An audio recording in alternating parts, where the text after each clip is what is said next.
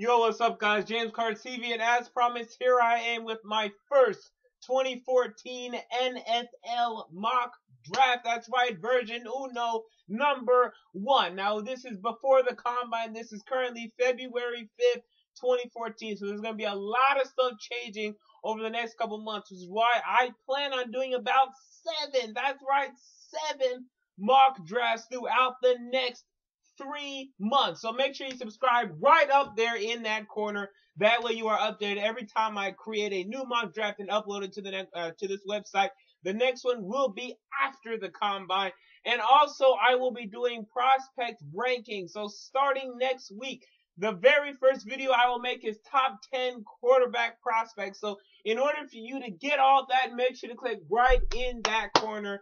That way you make sure you get all those videos. But for now, let's get to the mock draft. Now, the mock draft is down below in the description box because I will not talk about each and every pick. If I do that, this is going to be a 32-minute video. However, I will talk about the top 11 picks. That's what I really want to focus on. So if your team is out of the top 11, don't worry. Go down in the description box. You can comment down below something to me. I will reply to you, and we can get a discussion going. If you really want my thoughts on what I have for the other teams down there. But I want to talk about the top 10. So let's get started. Top 11 because I'm a Titans fan, and I had to get that 11th pick in there. So let's start with number 1. I have Blake Bortles going to Houston. Now, my mock draft is not a what teams should do mock draft. I mean, that's fine. But the thing is, if you do that, that's fine. But the thing is, for me, is I don't really get anything for that. Mock drafts aren't meant to be accurate, but mine kind of are. I kind of want mine to be accurate, trying to get a good idea of what teams are going to do, because saying what teams should do won't really matter for me because they're not going to do it, okay? They're not going to do what they should do. They're going to do stupid stuff like the Texans getting Blake Bortles. So let me dissect why. Okay, Bill O'Brien, a Penn State quarterback, Penn State coach this year, and they got beat by Blake Bortles. So you got to see a one-on-one, look at Blake Bortles, and I'm pretty sure he was impressed. Also, the UCF coach, Bill O'Leary, or whatever his name was, mentored Bill O'Brien, and that also is going to go into the decision. Bill O'Brien likes the big quarterbacks, pocket passers, white. Yes, I'm sorry, but that does go into it a little bit. That can sit in that pocket, make a good throw. Bortles has a little bit more ability to go out of the pocket, a little bit more ability and pocket, I think that's all just ridiculous because Teddy Bridgewater is my number 1 quarterback. But when I'm hearing everything I'm hearing from Texans, the beat writers, people in the local media, everywhere, and I listen to the local media will tell you a lot. Everyone in Houston says they're either taking Johnny Manziel or Blake Bortles. I'm going to say they go with Blake Bortles because the owner, Bob McNair, probably wants Johnny Manziel, but I think the coach is going to get his way, and they're going to get Blake Bortles at the number 1 spot. Now, number 2, I have St. Louis, and this mock draft does not have trades. Now, later on, after the combine and stuff, I will have trades, and I'll also have more rounds than just the first round as well. And so I don't have trades, and I believe 100% that someone is going to trade up and draft Teddy Bridgewater, or maybe Johnny Manziel. Someone's going to trade up and draft one of those guys. Maybe Cleveland doesn't feel comfortable at number 4. They're going to trade up to number 2. Or someone, maybe Tennessee, Minnesota, Tampa, maybe, is going to trade up for Teddy Bridgewater. However, for now, St. Louis is entrenched in that position, and I have them taking Greg Robinson. I think this guy is going to go over Jake Matthews at the long run.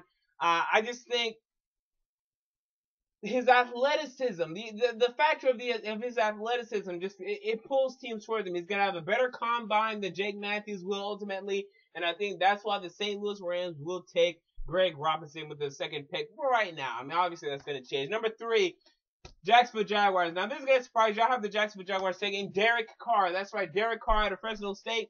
Because, as you all should know, the Jacksonville Jaguars coached the South team at the Senior Bowl. They got a one-on-one look with Derek Carr. They got to coach him. And let me tell you, when you coach Derek Carr, you're going to fall in love with Derek Carr. Derek Carr has a great he has a great work ethic. Every single practice, he would stay behind and he would work with Jordan Matthews. They would work every single day.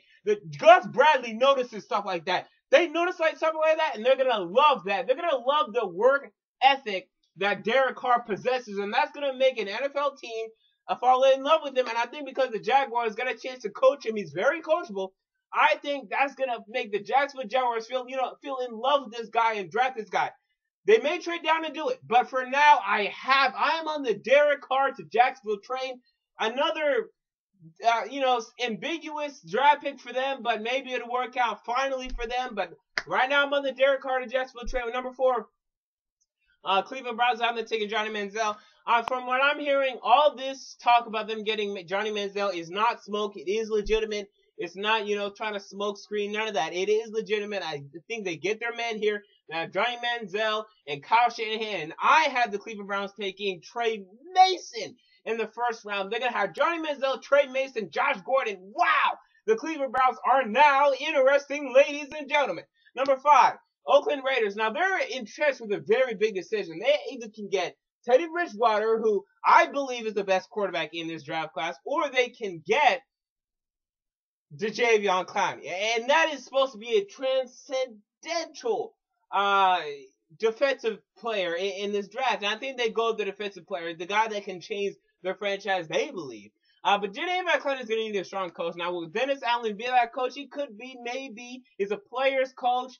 But, can you teach Jadeveon Clowney the stuff he needs? Because he still doesn't have an elite set of pass rushing moves. He still needs to learn those moves. Can Dennis Allen and this defense do it? I don't know. But I think ultimately the Raiders will take this defensive player because the Raiders' defensive line played great this year, but they're all free agents. So they have to do some replacing. And I think they start with Jadeveon Clowney and have him going to Oakland. Number 6 is Atlanta Falcons. They get, they start doing backflips because they get to get Jake Matthews. Their general manager, Dimitrov, or whatever his name was not pleased with the way the offensive line protected Matt Ryan. They're going to stick with their investment in Matt Ryan, and they're going to put a good offensive line around him by getting Jake Matthews, who I believe will be a great tackle for a decade. I think this guy impressed me in college with an idiot behind him and Johnny Manziel who runs around too much. He blocked the hell out of people all year long. I love me some Jake Matthews. I believe that he is going to be a mainstay at left tackle for decades. Okay, not decades, but a decade. I'm high. I'm really high. I think he's number 1 on my board. 1 or 2. I'm high on Jake Matthews. I think he's better than Luke Joker last year. I think he's better than Eric Fisher last year. I think he's one of the best tackles to come out in a long time. I'm high on Jake Matthews. Number 7, I have the Buccaneers taking Khalil Mack. I think Lovie Smith is going to turn Khalil Mack into a beast offensively, similar to how he did to Julius Peppers. Not exactly, but similar to how he did to Julius Peppers. He gets his men here. He wants to keep stockpiling players on this Tampa Bay defense. They say that they have faith in Mike Glennon, and they're going to decide to go with Mack over Bridgewater. So Bridgewater continues to fall all the way to number 8, where I have the Minnesota Vikings taking him. Teddy Bridgewater. It's just ridiculous, though. This guy's going to fall most likely. And it's just because he's not big. Teams overrate size so much, you would think. When just a week ago, less than a week ago, Russell Wilson, who's 5'11", won the Super Bowl, you would think, hello, a bing, that'd go off in their head. Short quarterbacks can win. Short, small. Now, he's small in frame. He's not really short, but he's small in frame. He's like 195 pounds on soaking wet. But, I don't care. I love some Teddy Bridgewater, and I think the Vikings get a draft pick here. Now, he's going to have some struggles because, honestly, their defense stinks, and they have a lot of work to do, but Mike Zimmer can work on that. He's going to get his guy. That way he can focus on the defense, and then watch out, because in 2 years, Teddy Bridgewater may be making all kinds of plays, and the Vikings could find themselves in a very good position in 2 years. So they have to build that defense first. That's number 1, but he's going to have a nice weapon in Greg Jennings. Number 9. I have the Buffalo Bills taking Sammy Watkins. That's right, Sammy Watkins falls all the way down to the Buffalo Bills. The Buffalo Bills are just doing backflips because they love the fact that all these stupid teams are taking quarterbacks in the top 5, and that allows players like Sammy Watkins to fall all the way down to number 9. The Buffalo Bills take him happily. What a great player he'll be for E.J. Manuel. Do not give up on E.J. Manuel yet. Get him a very reliable, consistent weapon, and you do that at Sammy Watkins, who can be effective in any offensive system throughout the NFL. That's how good Sammy Watkins is. Number 10, I have the Detroit Lions taking Justin Gilbert. From what I'm hearing, they're going to take Justin Gilbert or Darquez Dennard out of Michigan State. I mean, I like Gilbert. I think he's tall enough. He's about 6 foot. You'd like to see some size now. I mean, obviously, with what Seattle's doing with their size cornerback, you want to get a cornerback who's 6 foot or taller. Ideally, I mean, it's not a requirement. That's ideal, though. And they're going to get him. And they're going to get this guy. They've been trying to fix this secondary for years. They haven't been successful. I think the biggest thing the Lions could do to hurt themselves is to take Mike Evans here. I really do. You don't need another wide receiver. I mean, yeah, they could use one, but number one, fix that defense. Make that defense dominant. That way Matthew Stafford doesn't have to do much. That way he doesn't have to do much. Get it? Yeah, he needs another weapon. Get that weapon in the second round. I think getting Mike Evans here would be a little bit of a reach, and I don't think he's really going to change much in that offense. You already have a deep downfield threat with Calvin Johnson. You know, I think he's a shitty guy. Maybe trade him for Sammy Watkins if you could, because he'd be a great fit. Get someone else who can do something else besides go for a deep ball. I mean, you need something better than that right now. And Mike Evans is only that right now at this juncture. He's too raw.